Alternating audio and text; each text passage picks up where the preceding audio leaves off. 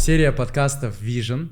Вот все-таки мне очень нравится название, потому что суть в том, что я зову людей с очень необычным видением, потому что они имеют какие-то нестандартные результаты, значит, у них какое-то нестандартное видение этого мира. И очень хочется брать вот это ДНК мышления этих людей и передавать вам.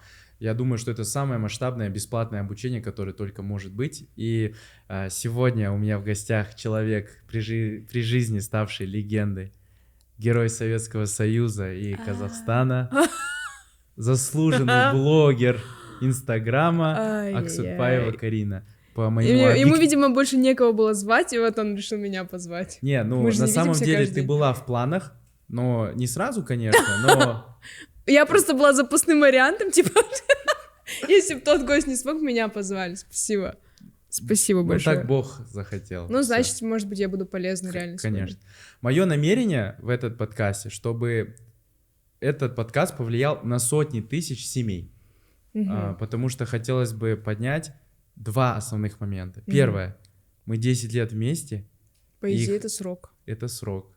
Достаточно тяжелый. И да, хотелось бы раскрыть 10 каких-то принципов нашей семьи. Потому что, ну, все-таки мы-то как-то 10 лет вместе. Значит, что-то там мы поняли.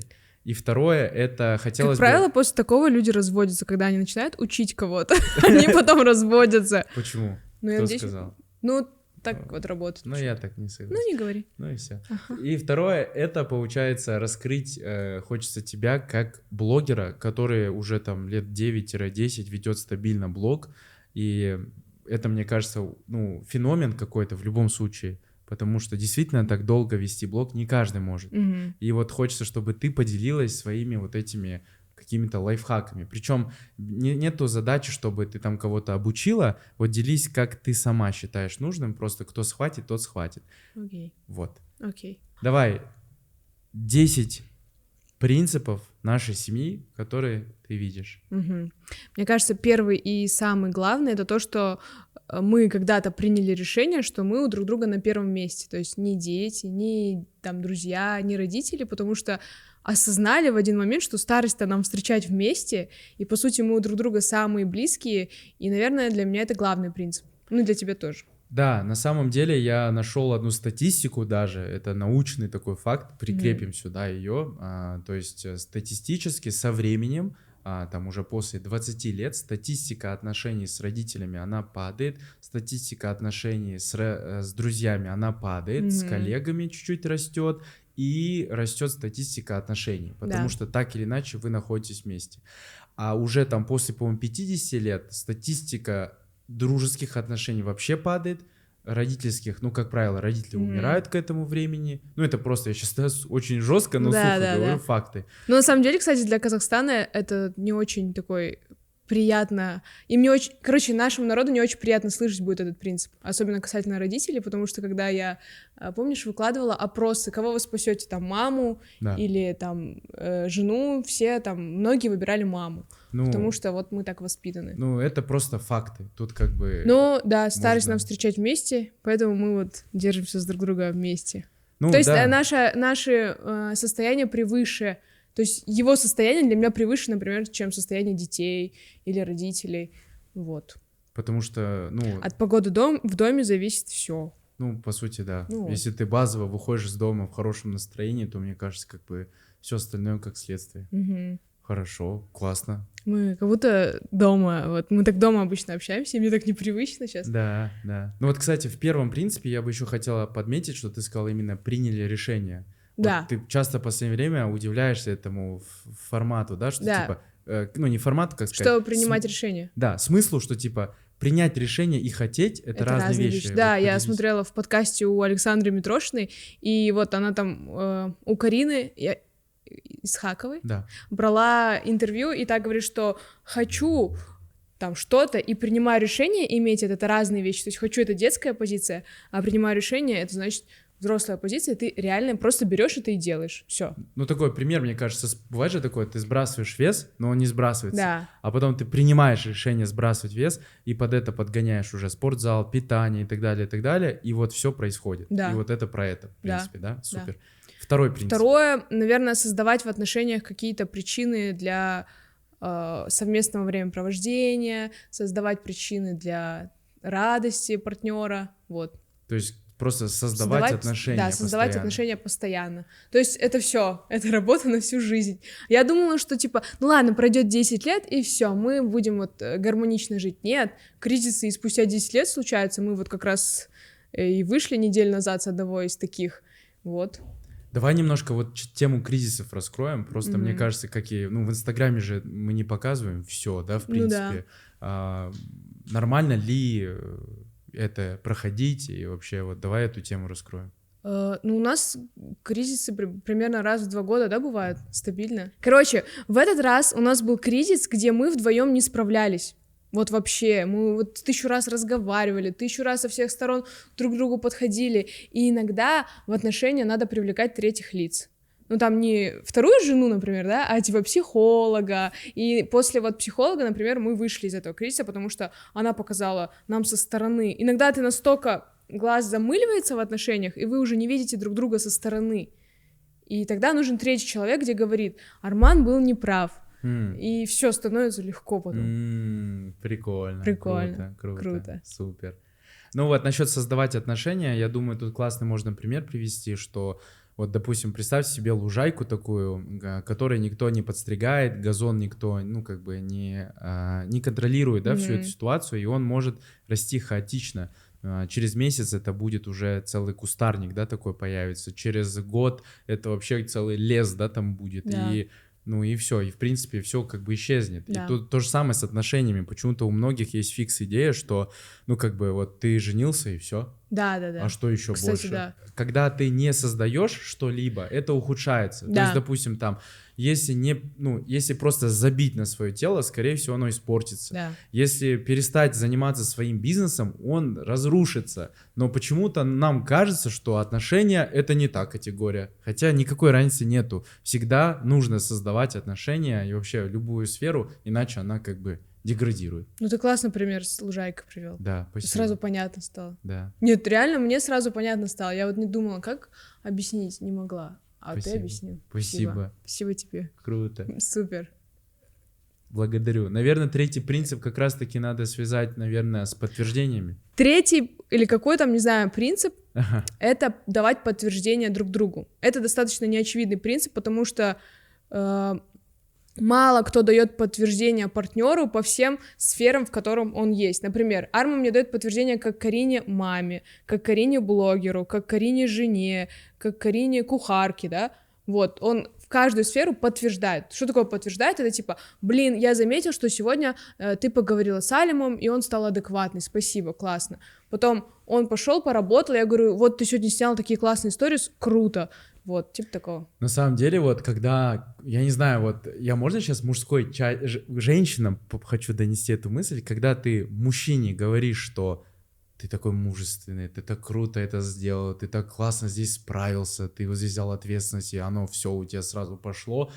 Это вдохновляет больше, чем сам результат, вот честно. И поэтому, когда ты даешь мне подтверждение в этой сфере, когда, допустим, ты говоришь, мальчик сделал бы так, мужчина сделал бы так, я потом хожу, думаю, ёб твою мать, все, погнали. Вот уже реально просто желание покорять все. Поэтому действительно, когда ты, ну, друг друга, по сути, важно замечать просто какие-то позитивные вещи, потому что ты же всегда получаешь то, что длительное время поощряешь. То есть, когда ты реально фокусируешься на победах, там, возьмите, там, к примеру, своих детей, попробуйте замечать, как они там убираются дома, они начнут больше убираться, потому что когда человеку, ну, самое главное человеку давать внимание. Да, мы вот стараемся, кстати, в детях не замечать вот эти сумасшествия. Ну, конечно, не всегда, но больше замечать. Например, если он что-то херню сделал и не херню, мы вот не херню отмечаем. Типа, блин, классно, спасибо, что так сделал. И второй тоже подтягивается. И в отношениях также. Да. Например, Арма мне часто давал подтверждение после родов, что я там быстро восстановилась, всякое такое. И я вот даже сегодня для вот твоего подкаста голову помыла, укладку сделала, видишь? А что такое для подкаста? Что? Нет, просто. Ну да, спасибо, благодарю. Спасибо. Классно. Что еще? Давай 4-й принцип. Давай. Наверное, банальное общение. Постоянно общаться. Вот, у нас есть даже такая традиция, называется чайная рефлексия. Это мы, когда уложим всех своих детей, мы садимся и просто общаемся. Это любимая, одна из самых любимых частей моего дня, потому что мы, короче, очень кайфово садимся, завариваем зеленый чай и начинаем вообще просто обсуждать какие-то темы. И, как правило, после этого вот я лично ложусь счастливый и очень вдохновленный. Да, и там спокойно на душе, это хорошо становится. Я, кстати, заметил закономерность, когда какой-то кризис в отношениях наступает, он, как правило, следствие идет длительного необщения, то есть когда мы не общаемся. Да, и потом ты долго не общаешься, потом не хочешь находиться рядом, потом вообще хочешь переехать из этого дома. Да. Вот. И случается кризис. И наоборот, когда мы, допустим, едем в путешествие с тобой, когда плотность нашего нахождения вместе и постоянных разговоров увеличивается, я всегда заметил, что всегда растет вот это. Да, еще я хочу сказать, что разговор должен быть искренний. Вот у меня, например, есть такая штука, мне неудобно говорить о своих чувствах. Иногда я жду, когда он догадается, а так, оказывается, все-таки не надо делать. Я каждый раз ловлю этот инсайт, типа, он не экстрасенс, и забываю это. И каждый раз жду, что он догадается. И о некоторых вещах умалчиваю. Вот, поэтому, мне кажется, искренность в разговорах — это тоже такой немаловажный фактор. Вот насчет искренности в разговорах, мы были с Кариной на обучении, где вот нас учили правде. Вот это сейчас очень странно звучит, типа, как, это же банально, говорить правду. Так нас с детства учили, но я не понимал, так скажем, методологию, как говорить правду. То есть объяснили следующим образом. Когда у тебя какое-то, допустим, напряжение или конфликт с человеком, это называется какой-то заплет. Да. То есть когда у вас происходит, так знаете, вот представьте себе такой, у вас какие-то между собой есть провода энергетические такие, потому что люди же, это же энергоинформационные сущности. Да, и можно я так вставлю, это вот когда ты видишь бывшего, и у тебя вот так адреналин чуть-чуть ударяет. Да, типа, это и есть типа заряд. Я не знал, что у тебя такая реакция на бывшего, но ладно, вот так вот получается, заплет вот этот происходит, когда происходит какой-то конфликт. И по сути ты все равно нет-нет об этом думаешь. И самый лучший вариант — это просто взять и расплести этот конфликт. И тогда энергия будет циркулировать снова адекватно, нормально. А как его расплести? Скажи людям. Ты приходишь к человеку и говоришь о своем намерении. Первое — это намерение. То есть когда ты приходишь с намерением быть правым, то нифига не получится. Когда ты приходишь с намерением, чтобы улучшить эту ситуацию, ее закрыть вопрос и говоришь об этом, то человек автоматически понимает, что ты пришел с миром и что ты хочешь диалога, и, как правило, все, вы синхронизируетесь, и у вас все получается. Второе, надо говорить не про человека, ты был неправ или у тебя тут не так было, а говорить о своей территории. Я почувствовал, я подумал в этот момент, я загнался, я так считаю. И тогда человек понимает твою реальность. После этого он начинает говорить о своей реальности. А я на эту ситуацию смотрю по-другому. И вы начинаете понимать друг друга лучше. И как следствие вы потом решаете вопрос. И надо говорить искренне настолько, знаете, как вот представьте, если бы мы жили в мире, в котором все бы слышали наши мысли. Прикиньте, как было бы некомфортно жить. И вот нужно озвучивать мысли, которые находятся у вас в голове. Мы, кстати, на обучении часто, когда уровень правды на какой-то день повышаем, Арма говорит, я перед вами снимаю трусы, и он, что ты говоришь, штаны, и остается в трусах, он реально снимает штаны и говорит какую-то правду. Прикольно. Да. Некомфортную правду, которая потом разряжается. Вот я не знаю, вам нужно это просто прожить, это сложно объяснить словами. То есть мы в отношениях этот принцип используем следующим образом. Просто вот говорим, правда в том, что, и начинаем говорить какую-то правду. Да, некомфортно, момент бывает больно, но это, как правило, всегда трансформирует и улучшает отношения. Но тут еще важен, конечно, определенный уровень осознанности, чтобы после этого не развестись. Да, там бывает тоже. Не, у нас, иногда, просто я хотела добавить, что иногда есть такая правда, которую не обязательно всем знать. Понятно. То есть мне, как женщина, некоторую правду не обязательно знать, как и тебе, как мужчине. Ну ладно, бывает, 1%, когда это реально не всегда работает. Просто Арма настолько буквально понял этот принцип, что он рассказывает мне абсолютно все. То есть он думает, что у нас один мозг на двоих, и некоторые вещи, например, он рассказывает, а я не понимаю их, и думаю, зачем ты мне это рассказываешь? Супер. 5-й принцип. И вот отсюда выходит 5-й принцип, это заходить в перемирие, то есть когда мы общаемся с намерением уладить ситуацию. Или с позиции, что мы всегда будем вместе. Вот. Ну, конечно, не всегда прям так мудро применяем этот принцип, но Ну, ладно, он всегда вот так говорит. Вот, но я... Как ты обычно говоришь? Ну, когда... ну вот мы решаем конфликты с позиции, я уже 2 раза сказала, мы будем всегда вместе. То есть там редко выходит слово развод или еще что-то. Ну, то есть, когда ты реально там, типа, у тебя нету мысли о разводе, ты постоянно нацелен на то, чтобы отношения развивались, с ними все было окей, то тогда и результаты совершенно иные, ну, другие. Да. Вот. И мне кажется, еще отсюда, вот, ну, уже там, не знаю, какой 6-й, 7-й принцип, развиваться вместе, обучаться вместе. Да, вот это классно, немаловажный момент, потому что, ну, бывает такое, что женщине приходится оставаться в декрете, мужчина работает, и вот здесь вот часто происходит вот этот разрыв, что мужчина дальше развивается, а женщина не успевает. И вот здесь задача не женщин за мужчинами успеть, а мужчин подтягивать своих женщин. Ну, вот. Если они, да, идут куда-то, допустим, там, то очень важно, чтобы у вас сохранялась одна реальность. Да. Потому что реально это очень ужасно, когда ты берешь и разрываешь вот эту связь, вот это вот уровни какие-то, да, и потом происходят все разводы, конфликты и так далее. Поэтому есть даже некоторые обучения, где важно брать свою вторую половинку, чтобы у вас было, чтобы вы выходили вместе на один уровень. И вот, наверное, поэтому всю беременность я за Армой проскакала по всем континентам на обучение, потому что, ну, мне... У нас была такая ситуация, когда я вышла в декрет с Алимом, ну как, типа декрета, Арма ходил на обучение, а я нет. И у нас тогда очень сильно реальность разорвалась.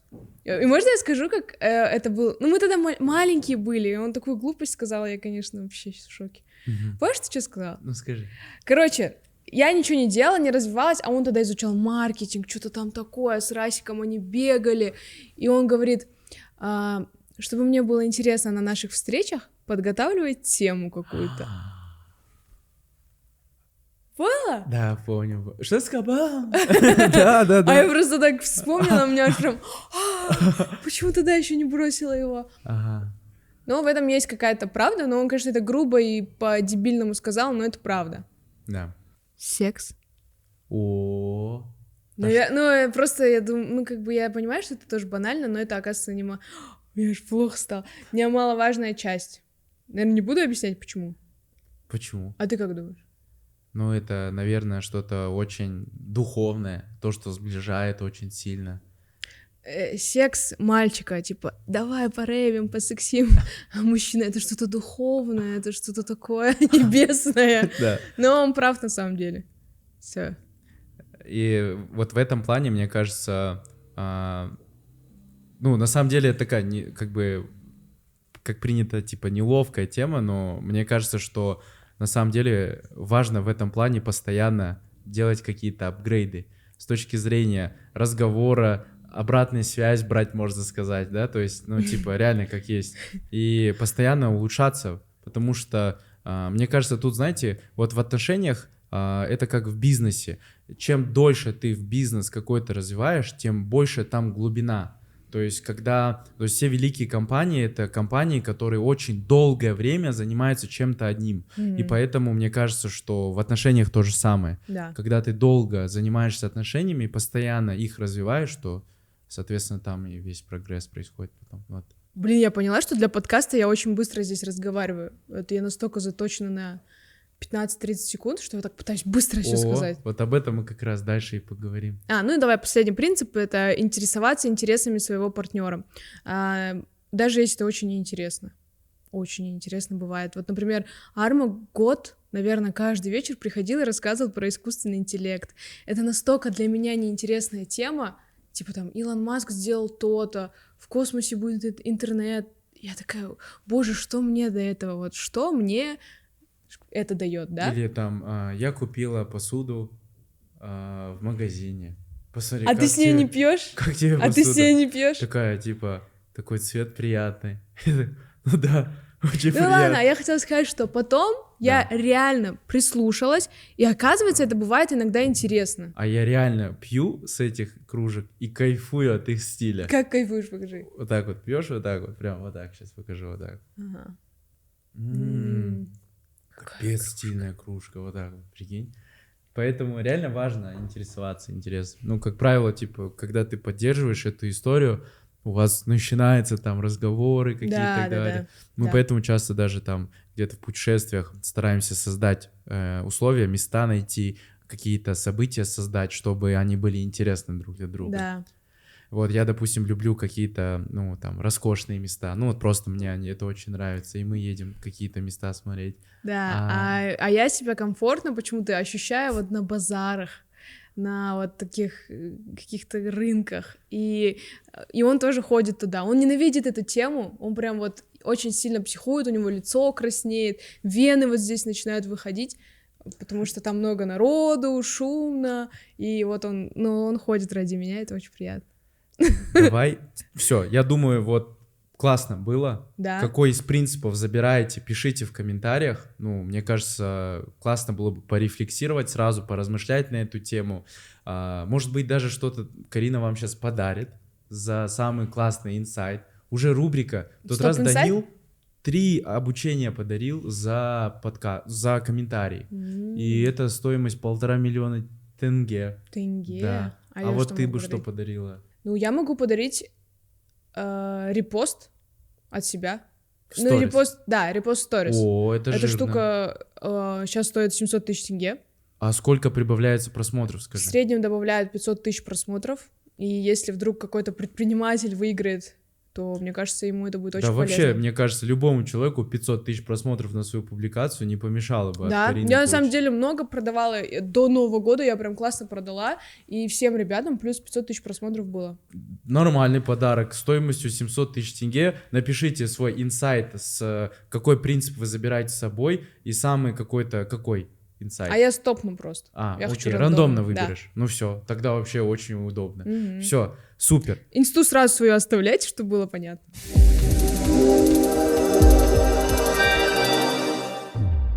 Итак, у нас итоги первого, получается, выпуска, где мы с Данилом, Данил благородно решил разыграть 3 доступа к инстабоссу. Общая стоимость 1,5 миллиона тенге.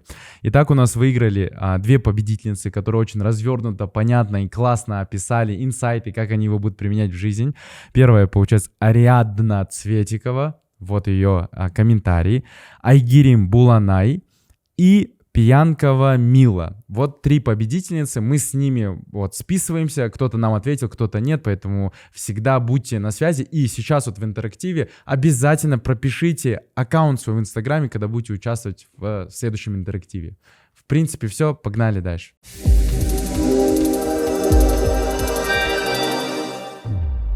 Да, теперь смотри. По поводу блогинга. Очень часто я вижу, реально, в ТикТоке, там, блогеры, которые заслужили популярность, и там часто о тебе говорят. В ТикТоке видел видос, где девушка говорит, мне не особо нравится Арман, но Карина, его супруга, она просто топ. У нее такой интересный контент, такой душевный, семейный, такая простая, она вообще супер, топ, топим жир, 10 из 10 баллов, продукт шикарный. И я понимаю, вижу комментарии, где люди говорят, да, Карина лучшая просто. Я вижу, как последний год тебя люди реально полюбили. Ты как, знаешь, Алла Пугачева Инстаграма какая-то стала, честно. Потому что это просто по обратной связи видно. Это объективно так. Давай так, назови сейчас какие-то свои последние находки, инсайты, осознания в блоге. Как ты к нему относишься? Какие ты получила мысли последние, которые тебе помогают так стабильно вести круто блог и удерживать столько внимания? Почему залетают, наверное, до сих пор залетают сторис и рилсы? Потому что люди в инсту заходят расслабиться, и мои сторис, они максимально не грузящие. То есть я сама, когда чувствую, что начинаю душнить, я не душню. То есть, в принципе, у меня нет душных сторис, у меня все максимально такое та-та-ра-ра-та-ра. Но, наверное, потому что я и сама такое не люблю, и контент, который та-та-ра-ра, он меня саму зажигает. И, наверное, людям тоже это нравится. Такой легкий, что значит та-та-ра-ра? Та-та-ра цирковой, окей. Легкие, без каких-то больших смыслов. Просто жизнь, просто бытовуха. Супер. А чтобы у людей было понимание, сколько просмотров у тебя, допустим, в сторис? Такие видео, сторис набирают. Сторис набирают 500-600 тысяч. Супер. Значит, работает. Ну, реально работает. То есть, вот ключевой инсайт, что в Инстаграме люди приходят вечером расслабиться, а не посмотреть на ваши продажи или как вы продукты. Да нет, должно быть. Ну, просто у меня по большей части, у меня же есть и продажи, есть и какие-то там душные сторис, но по большей части, в основном, 50% это просто развлекательный контент. Который не грузит. Да. Кайф. Потом где-то 30% это польза какая-то, типа там какой-то прогревчик, и потом уже может быть продажа. Окей. Вот. Что еще последнего? Какая у тебя была находка, которая изменила, трансформировала твой блог? На самом деле отношение к подписчикам. Вот я заметила, что сейчас как-то мы на репосте, репост — это вот наш проект с Дулатом, с Армой, что мы как-то выявили такую штуку, типа подписчик иногда может быть поддержать тебя больше, чем твоя семья. И я осознаю, что в любой момент я могу написать: ребята, вот условно там, да, я умираю, мне нужна кровь, помогите, пожалуйста. Будет очень много тех людей, которые мне помогут. И я поняла, я даже заплакать сейчас хочу, реально, что-то сильно прониклась вот именно вот этой темой, что часто бывает такое. То есть аудитория — это огромный ресурс, который может тебя поддержать, даже посодействовать. Не ресурс, это, ну, типа, люди, которые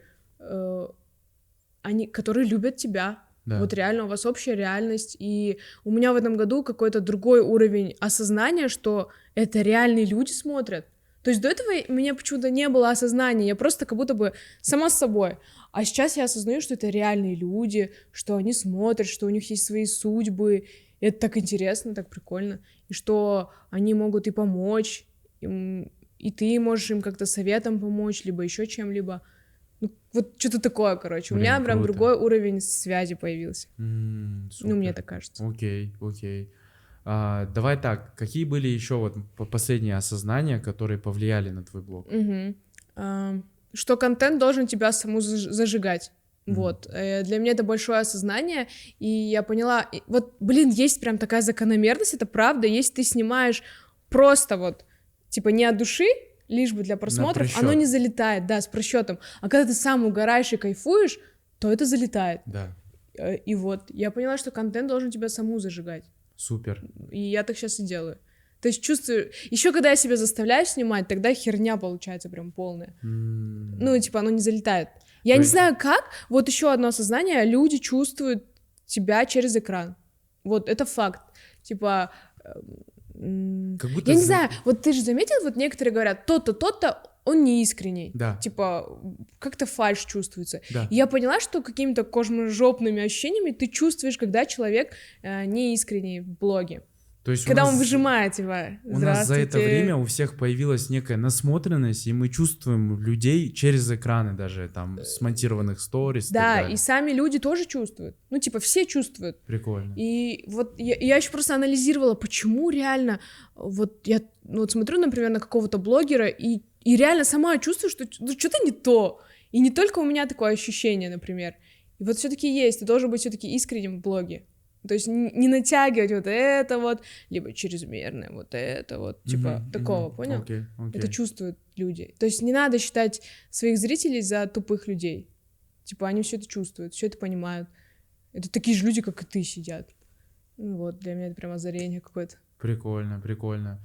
Причем эту мысль мы услышали, когда этот Гребенюк же, Михаил этот выступал, ну, когда мы на обучении про были. Зажигание, да. И еще одна классная мысль, это вот от Гребенюка тоже. В твоей уязвимости твоя сила. Например, вот сейчас объясню на своем примере. Я интроверт, и, по сути, это моя уязвимость. Типа, я не могу общаться с людьми нормально, я стесняюсь, вот так вот, ну, реально, как ненормальная какая-то. Вот, но я поняла, что если бы не эта интровертность, и ты это подсветил, то тогда у меня бы не было блога, я бы не смогла проявляться вовне так, то есть в онлайне. То есть моя уязвимость стала моей суперсилой. Прикольно. И у каждого есть такая уникальная уязвимость, которая делает тебя уникальным. Потому что, как он сказал, все повторяют твои сильные стороны, но никто слабые не повторяет. Вот. Прикольно. Вот я помню, он так сказал, что в твоей суперсиле, в твоем проклятии, ну, в твоей уязвимости. Да, условно, вот моей интровертности. Твоя суперсила. Да. А в твоей суперсиле твое проклятие. Да. То есть, по сути, в каждом твоем качестве есть плюс и минус. И ты сам выбираешь, как это настроить, да.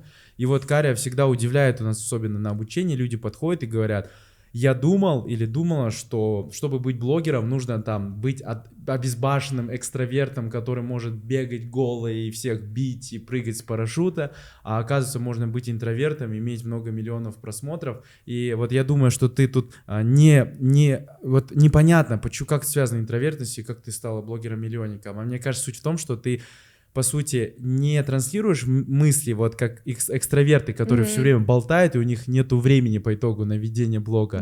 Ты, по сути, эти мысли транслируешь у себя в сторис, через посты, какие-то смыслы, и поэтому люди читают тебя с интересом и интересуются твоим миром. Вот я думаю, поэтому, да? Возможно, да. Окей. Ну, невозможно, а так и есть, да. Окей. Что еще? Вот какие еще моменты? Почему, допустим, вот смотри, у тебя очень сильно начали набирать просмотры Reels.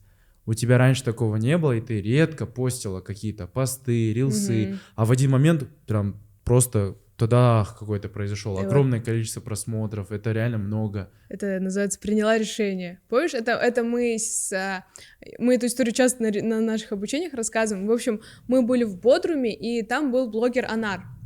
У него там 15 миллиардов просмотров.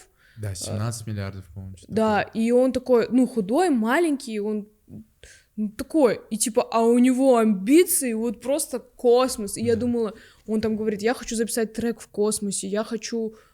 Что он там сказал? На каждом языке мира записать трек. Я такая: ёб твою мать, а ты тут сидишь, жмешься, выложить рилс или не выложить рилс? Посмотри на чувака, вообще нереально. И я такая думаю: блин, Арма, что за херня? Почему мы так себя в рамках держим? Я хочу на каждом рилсе по 5 миллионов просмотров минимум. И с тех пор я начала тестировать разные гипотезы, разные сценарии и всякое такое. И сейчас, в принципе, это реальность. Да. Вот, и мало теперь. Сколько хочешь? Ну, блин, я не знаю, как это сделать. Я хочу 18 миллионов. А что ты стесняешься? Ну, не знаю, типа, что ты недовольствуешь? Кто-то же это легко себе позволяет и может. Да, например, Самойлова Оксана. Да. По идее, у нее в среднем столько и просмотров. Мне кажется, она каждый день там не плачет и не стыдится этого. То есть просто, обратно еще один уровень, который надо принять. Надо принять решение. Я пока что на уровне хочу. Да. Надо принять решение. Прикольно, интересно, да, вот на этом же примере, и мне кажется, ты сейчас сама осознаешь, что реально просто ты тогда приняла решение, и в этот раз тоже нужно его просто принять. И как много происходит на слое мышления все-таки, да? Да. То есть инструменты, по сути, у нас у всех есть, понятны, но почему-то у одних какие-то экстра результаты, а у других нет, обратное видение, поэтому я вот как бы и хочу, чтобы зрители, благодаря вот таким людям, как ты, как другие мои спикеры, чтобы они прям реально брали какое-то вот это мышление и себе интегрировали, и реально чтобы менялось. Да. Супер. Есть что-то еще у тебя про блог? Так, про блог что еще? Блин, я сейчас добавляю минимальное количество монтажа в сторис, например. Все-таки сейчас тренд на искренность, это капец классно. Мне очень нравится этот тренд, потому что... Ну, классно это офигенно, потому что раньше надо было в сторис выходить накрашенный, там, миллиард, я помню, очень много масок использовала, вот эти ресницы, губы, а сейчас не сравши, не жравши, вот как есть, так и записала. И от этого еще больше лояльность аудитории. Офигеть, просто людям так надоело, да, вот эта глянцевая картинка, что уже настолько все хотят просто все как есть. Да, все, вот сейчас... Я не знаю, заметили ли вы или нет, но залетают видосы с бытовухой, где там женщина просто готовит, это залетает. Ты видел вот эту девушка-феномен? Я не помню, как ее зовут, Аселя про нее говорила, что она просто показывает, как она там шьет или просто умывается, и это залетает. Ну, типа, классно. Или то «Утро мамочки троих». Каждый может сейчас вести блог. Да вообще даже разговаривать не обязательно. То есть все у нее молча, я даже ни разу не видела, чтобы она разговаривала. Любой может, даже если у тебя голоса нет, Галя может. По идее, вот мы всегда говорим, что реально алгоритмы сейчас созданы для всех. То есть ты можешь залетать в рекомендации, это очень удобно, и никогда ранее такого вообще вот не было. То есть вспомни года там 3-4 назад, если тебя спросили, как стать популярным в Инстаграме, вот что бы ты ответил? Я бы сказала, ребят, мы так и делали. У нас было, мы были типа продюсерами, наша группа, помнишь? Да. Нам платили деньги, и мы раскачивали персонажа. Нужно очень много денег вам, ребят, тогда. Вот так бы я сказала. А сейчас? А сейчас, типа, просто снимайте рилс, хоть что-нибудь, снимайте быстро, монтируйте. Нет, снимайте просто, монтируйте быстро, выкладывайте сразу. Все. Просто. И, кстати, вот этот подкаст даже я начал как?